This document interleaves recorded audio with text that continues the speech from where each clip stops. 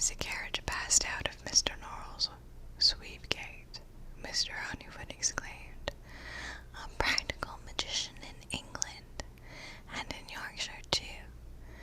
We have had the most extraordinary good luck. Ah, Mr. Secundus, we have you to thank for this.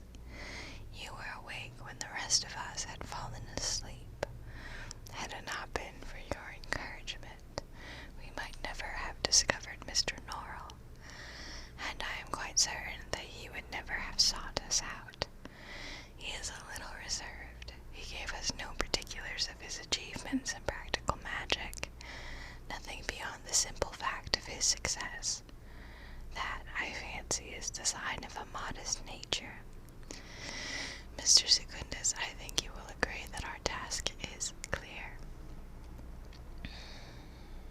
It falls us, sir, to overcome Norrell's natural timidity and aversion to praise, which led him triumphantly before a wiser audience."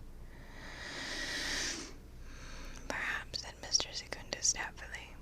"I do not say it will be easy," said Mr. Honeyfoot. "He is a little reticent and not fond of company, but he must see that such knowledge as he possesses must be shared with others for the nation's good. He is a gentleman. He knows his duty and will do it, I am sure. Ah, Mr. Secundus, you deserve the grateful thanks of every magician in the country for this." But whatever Mr. Secundus deserved, the sad fact is that magicians in England are a particularly ungrateful bunch.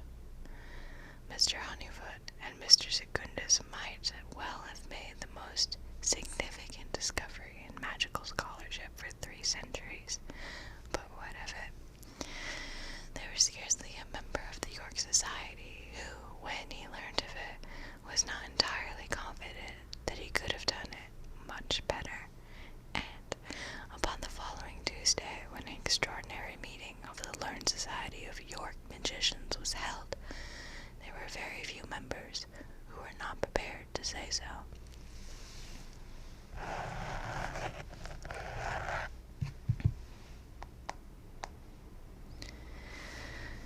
At 7 o'clock upon the Tuesday evening, the upper room of the Old Stair Inn in Stonegate was crowded. The news which Mr. Honeyfoot and Mr. Secundus had brought seemed to have drawn in all the gentlemen in the city who had ever peeped into a book of magic, and York was still, after its own fashion, one of the most magical cities in England. Perhaps only the king city of Newcastle could boast more magicians. There was such a crush of magicians in the room that, for the present, a great many were obliged to stand, though the waiters were continually bringing more chairs up the stairs. But Dr. Foxcastle had got himself an excellent chair, tall and black and curiously carved, and this chair, which rather resembled a throne, and the sweep of red velvet curtains behind him, and the way in which he sat with his hands clasped over his large, round stomach, all combined to give him a deeply magisterial air.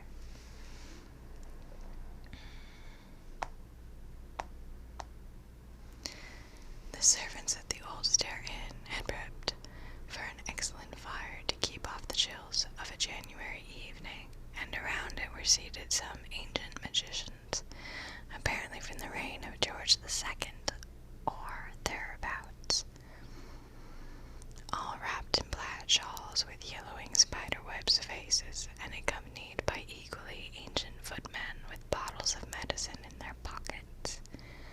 Mr. Honeyfoot greeted them with, "How do you do, Mr. Octree?" or, "How do you do, Mr. Grayship? I hope that you are in good health. Mr. Tunstall, I am very glad to see you here, gentlemen. I hope you have all come to rejoice with us. All our years in the dusty wilderness are at an end. Ah, no one knows better than you, Mr. Aptree, and you, Mr. Grayship, what years they have been, for you have lived through a great many of them. But now we shall see magic once more, Prince Counselor and Protector, and the French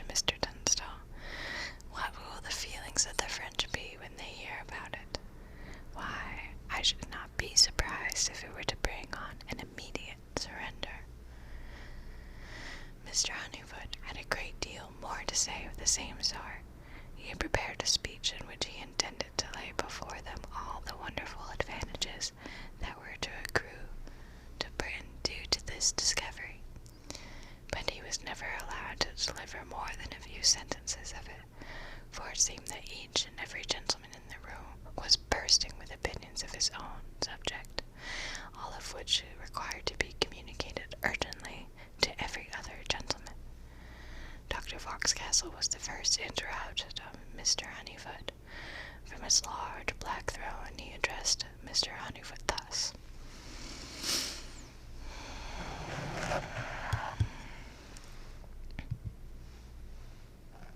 I am very sorry to see you, sir, bringing magic, for which I know you have a genuine regard, into dispute with the impossible tales and wild inventions, Mr. Secundus, he said, turning to the gentleman whom he regarded as the source of all this trouble. I do not know what is customary where you come from, but in Yorkshire we do not care for men who build their reputation at the expenses of other men's pieces of mind. This was as far as Dr. Foxcastle got before he was drowned out by the loudly exclamations of Mr. Honeyfoot and Mr. Secundus's supporters. The next gentleman to make himself heard wondered that Mr. Secundus and Mr. Honeyfoot should have taken in.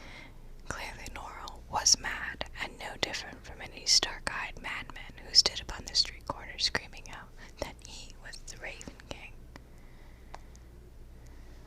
A sandy-haired gentleman in a state of great excitement thought that Mr. Honeyfoot and Mr. Secundus should have insisted on Mr. Norrell leaving his house upon that instant and coming straight away in an open carriage, though it was in January, in triumph to York, so that the sandy-haired gentleman might stew ivy leaves in his bath.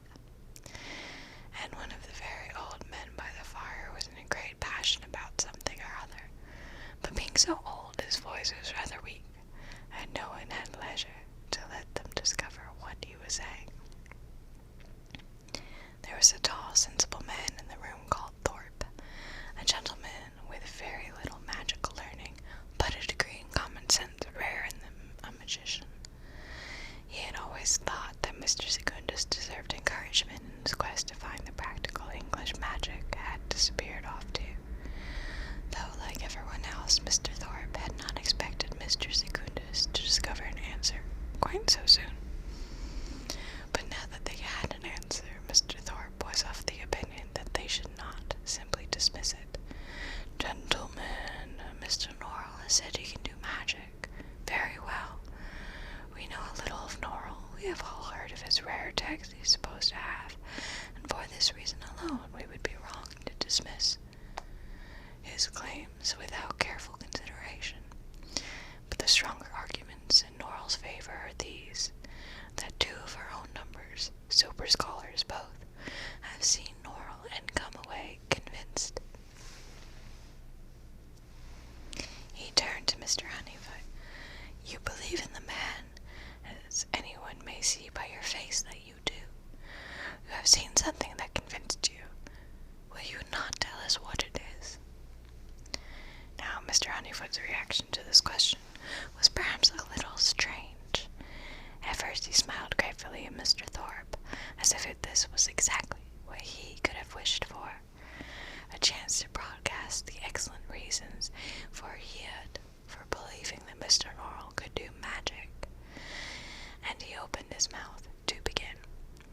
Then he stopped, he paused, he looked about him, as if those excellent reasons, which he had seemed so substantial just a moment ago, were all turning to mist and nothingness in his mouth, and his tongue and his teeth could not catch hold of them, even to frame it into a rational English sentence.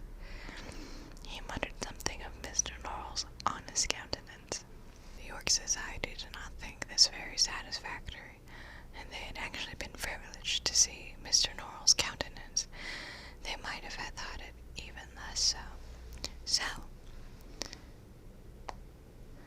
Thorpe turned to Mr. Secundus and said, Mr. Secundus, you have seen Norrell too.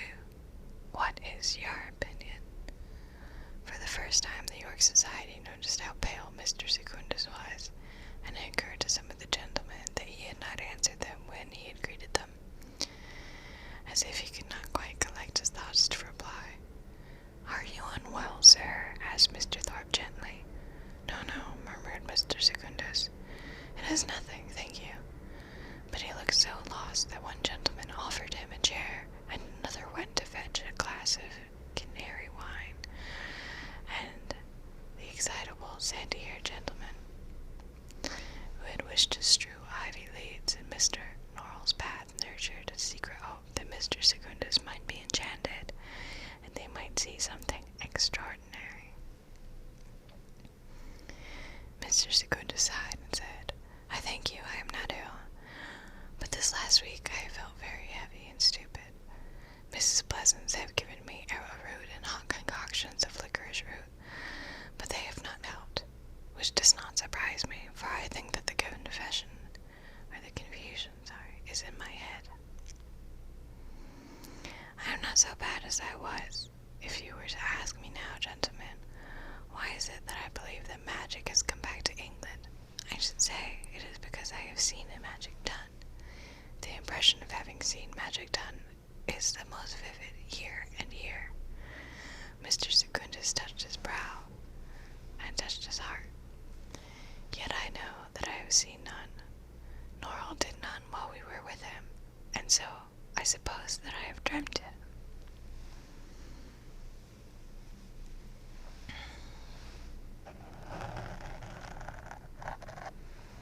Fresh outbreak of the gentlemen of the York Society.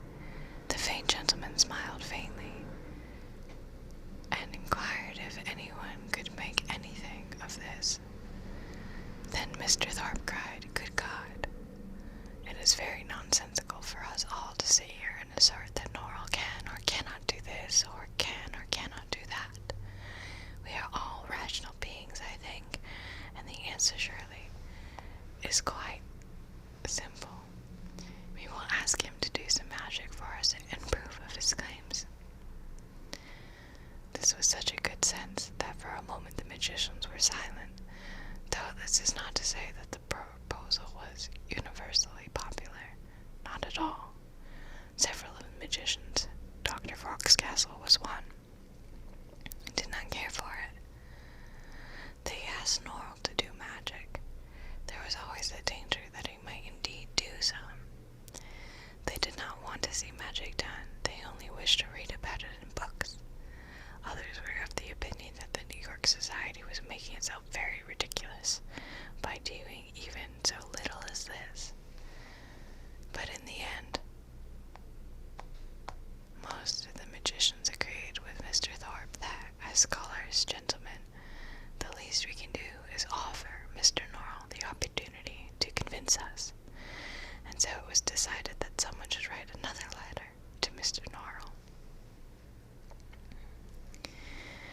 It was quite clear to all the magicians that Mr. Honeyfoot and Mr. Secundus had handled the thing very ill, and upon one subject at least, that of Norrell's wonderful library, they did seem remarkably stupid, for they were not able to give any intelligible report of it. What had they seen? Oh, books, many books. Yes, they believed that they had thought it remarkable at the time. Rare books, probably. Had they been permitted to take them down and look inside of them? Oh no, Mr. Norrell had not gone so far as to invite them to do that. But they had read the titles, yes indeed. Well then, what were these titles of the books they had seen? They did not know. They could not remember. Mr. Secundus said that one of the books had the title that began with a B. But that was the beginning of the end of his information, and it was very odd. Mr. Thorpe had always intended to write the letter to Mr. Norrell himself, but there were a great many magicians in the room whose chief idea was to give offense to Mr. Norrell in return for his impudence, and these gentlemen thought, quite rightly, that it was their best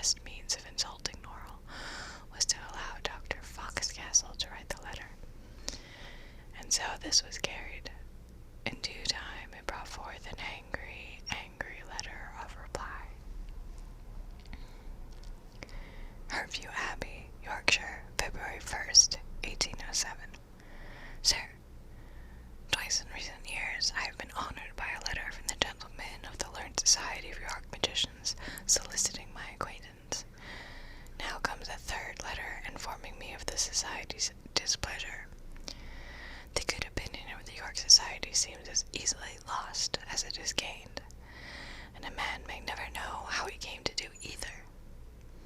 In answer to the particular charge contained in your letter that I have exaggerated my abilities and laid claim to powers I cannot possibly possess, I have only to say this.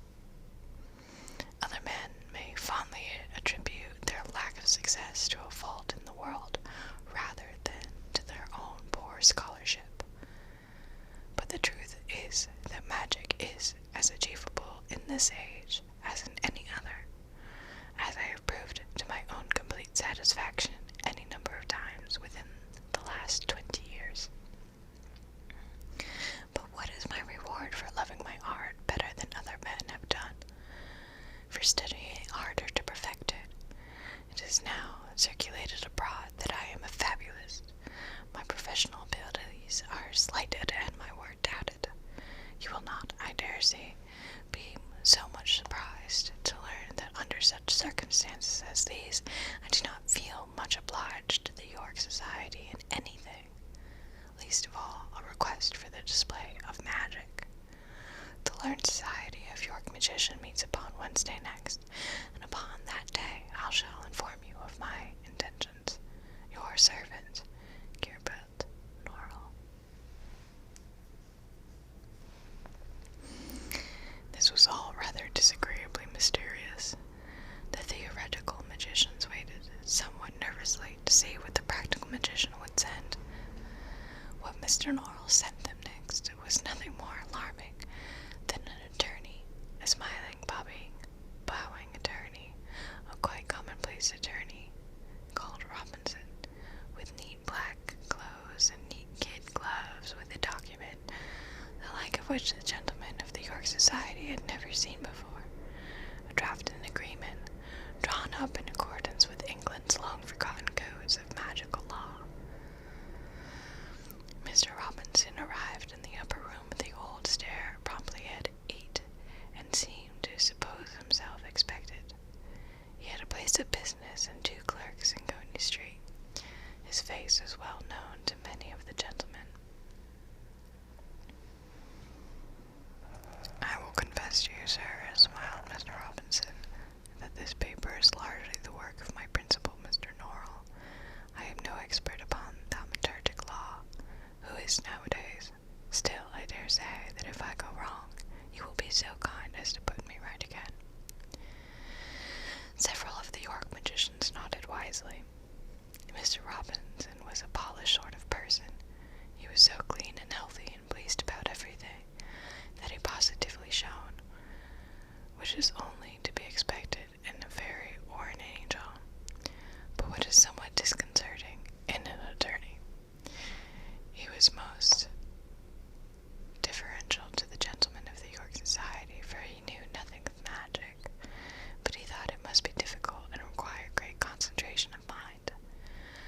But to professional humility and a genuine admiration of the York Society, Mr. Robinson added with a happy vanity that these monumental brains must now cease their pondering on esoteric matters for a time and listen to him. He put golden spectacles upon his nose, adding another small glitter to his shining person. Mr. Robinson said that Mr. Norrell undertook to do a piece of magic in a certain place at a certain time. You have no objection, I hope, gentlemen, to my principal setting the time and place. The gentleman had none. Then it shall be the cathedral, Friday fortnight. Mr. Robinson said that if Mr. Norrell failed to do the magic, then he would publicly withdraw his claims to be a practical magician, indeed to be any sort of magician at all, and he would give his oath never to make any such claims again.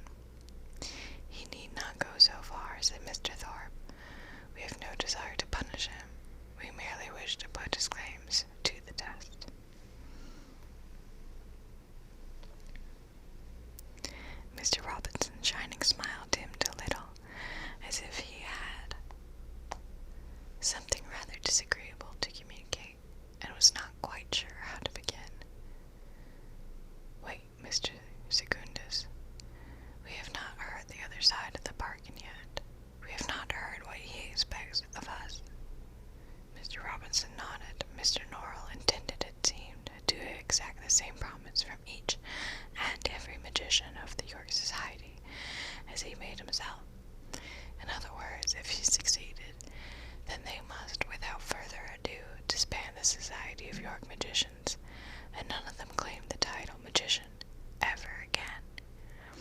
And after all, said Mr. Robinson, this would be only fair, since Mr. Norrell would then have proved himself the only true magician in Yorkshire. And shall we have some third person, some independent party, to decide if the magic has been accomplished? Asked Mr. Thorpe. This question seemed to puzzle Mr. Robinson. He hoped that they would excuse him if he had taken up a wrong idea, he said.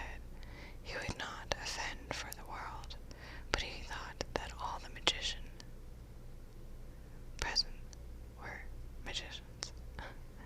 Oh yes, not at the York Society. They were all magicians. Then surely, said Mr. Robinson, they would recognize when they saw it. Surely there were none more better to do so. Another gentleman asked what magic Norrell intended to do. Mr. Robinson was full of polite apologies and elaborate explanations. He could not enlighten them. He did not know. It would tire my readers' patience to rehearse the many winding arguments by which the gentlemen of the York Society came to sign Mr. Norrell's agreement. Many did so out of vanity. They had publicly declared that they did not believe Norrell could do magic. They had publicly challenged Norrell to perform some. Under such circumstances as these, it would have looked particularly foolish to change their minds, or so they thought.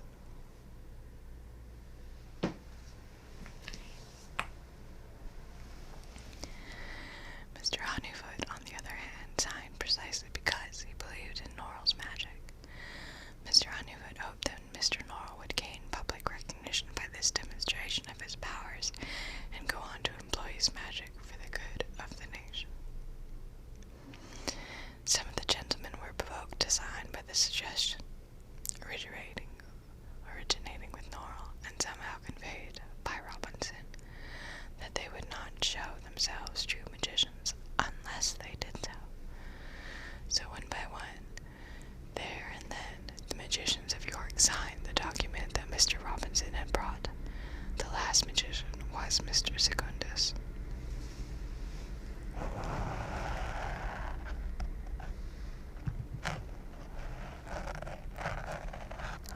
will not sign, he said.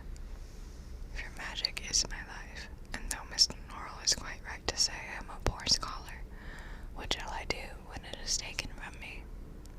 A silence. Oh, said Mr. Robinson. Well, that isn't quite... Are you quite sure, sir, that you should not like to sign this document? You see how all your friends have done it. You will be quite alone. I am quite sure, said Mr. Secundus. Thank you. Oh, said Mr. Robinson. Well, in that case, I must confess that I do not quite know how to proceed. My principal gave me no instruction for what to do. Only some of the gentlemen signed. I should consult with my principal in the morning. Dr. Foxcastle was hard to remark that Mr. Hart or Hunt, that once again it was the newcomer who brought a world of trouble upon everyone's heads. But 2 days later, Mr. Robinson waited upon Dr. Foxcastle with a message to say that on this particular occasion, Mr. Norrell would be happy to overlook Mr. Secundus's refusal to sign. He would consider that his contract with all the other members of the York Society, except for Mr. Secundus. The night before Mr. Norrell was due to perform the magic, snow fell in York, and in the morning the dirt and mud of the city had disappeared, all replaced by flawless white. The sound of hoofs and footsteps were muffled, and the very voices of York citizens were altered by a white silence that swallowed up every sound.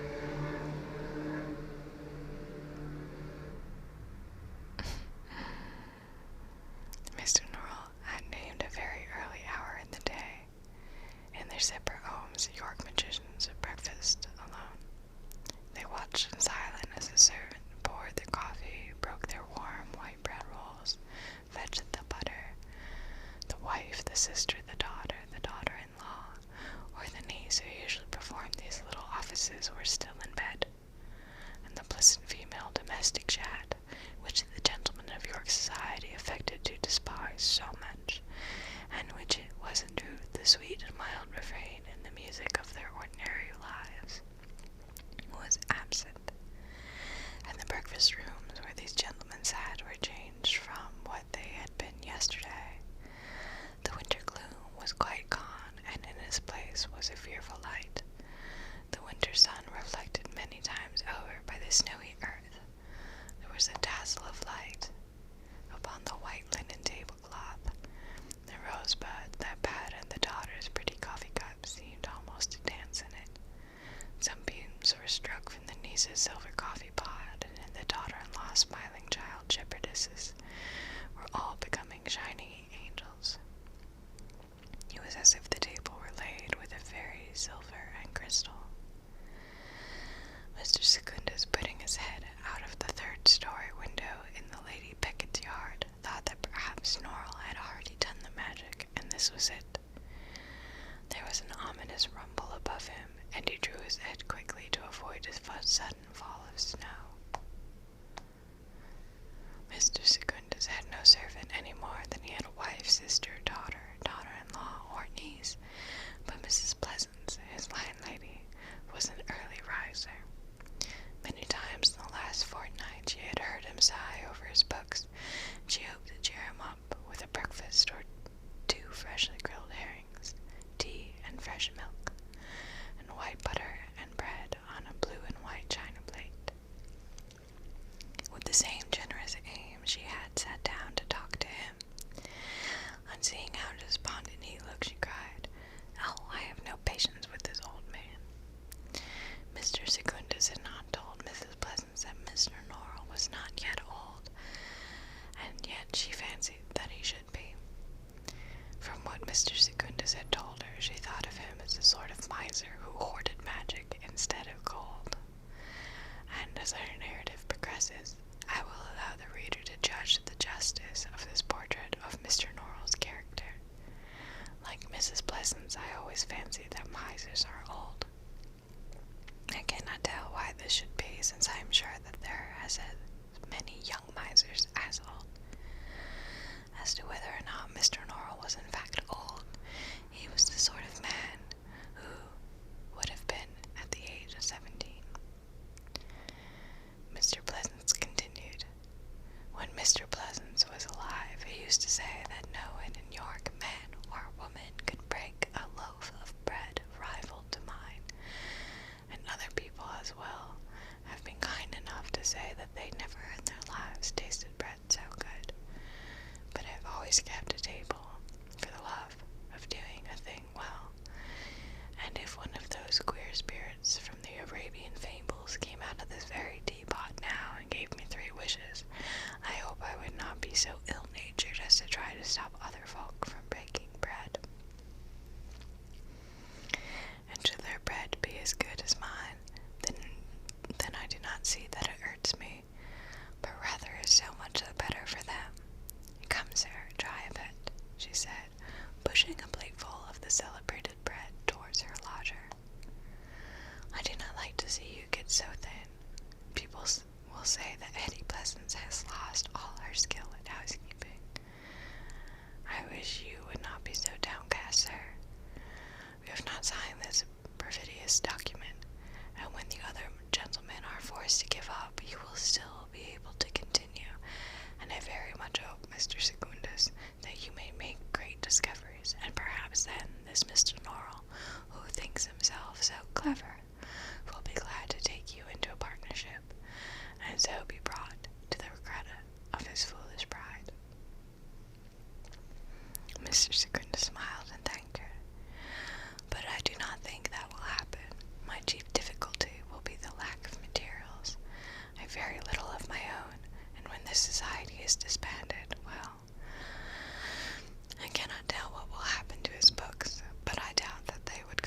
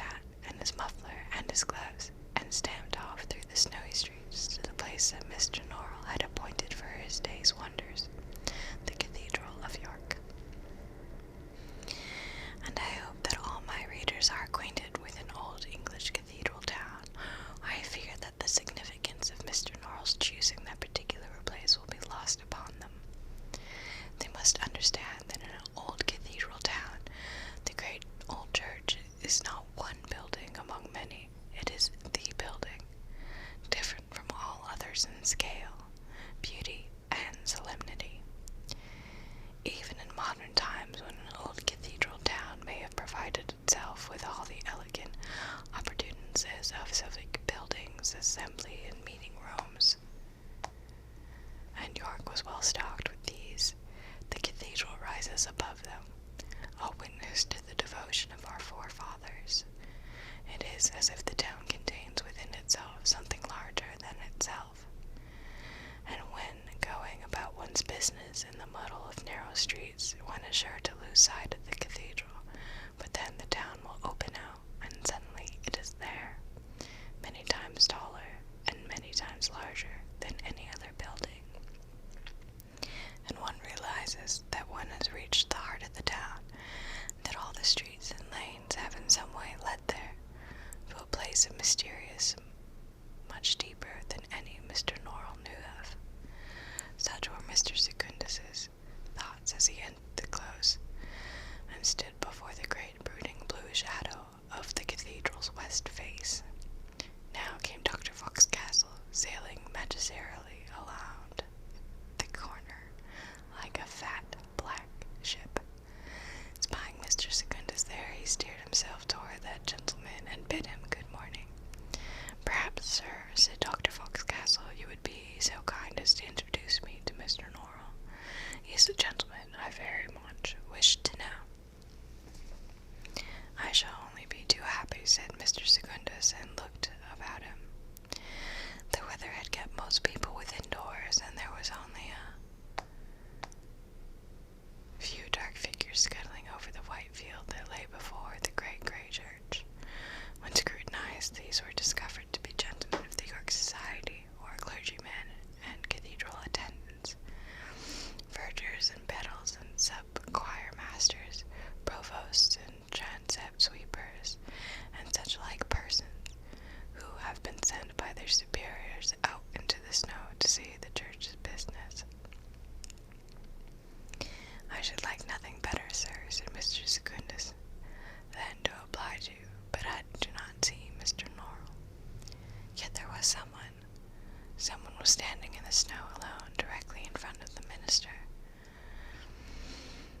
He was a dark sort of someone, a not quite respectable someone, who was regarding Mr. Secundus and Dr. Foxcastle with an air of great interest.